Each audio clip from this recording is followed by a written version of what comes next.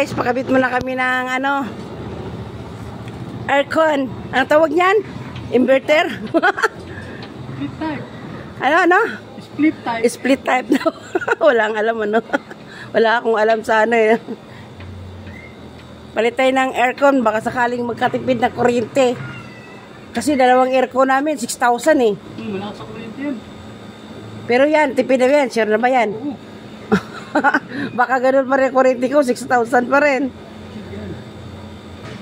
Ayan, try namin guys. Kasi sabi ni Sir, oh, tipid daw sa kuryente. Tibay pa yan. Ito yung aircon namin, oh. Oh. Palitan ng split type. Layo naman ilog dito, no? Layo ilog. Bakit? Yung ibang aircon kasi nasira sa ilog. Bakit? Ito matibay yan. Kulay gold yan, no? Ayun, panlaban sa ano. Hindi na kakalawang yan. Sabi ni Sir, matibay daw. Tingnan natin, baka abot ng ilang taon yan. Warranty yan, ano, 5 years sa compressor. 5 years daw ang warranty sa compressor.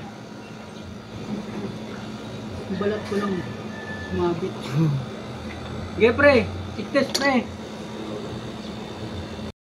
Alin yung linisin yan?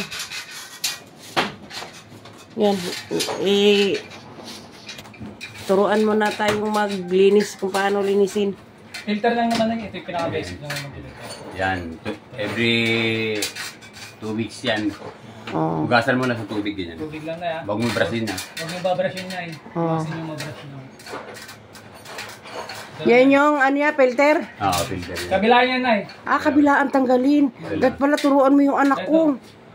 Kasi sa kanila kwarto to eh. Tatanggal po yan. Tapos, ano naman yan? Yangat lang yan. Yangat lang. Oo. Pasok mo ulit. Pababa, tapos pasok uli. Tapos takpan mo lang. Yun lang po na eh. Dalawa yun. Ganon din sa kabila. Ay, ganun lang na eh. Oh. May filter din pa rin, dalawa pa. Yung aircon namin sa kabila, isang filter, single lang.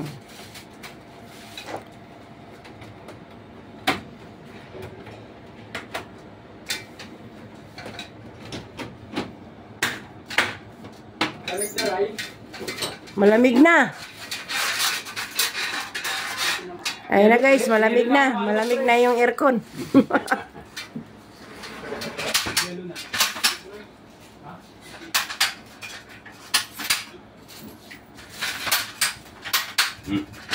Dali ito doon.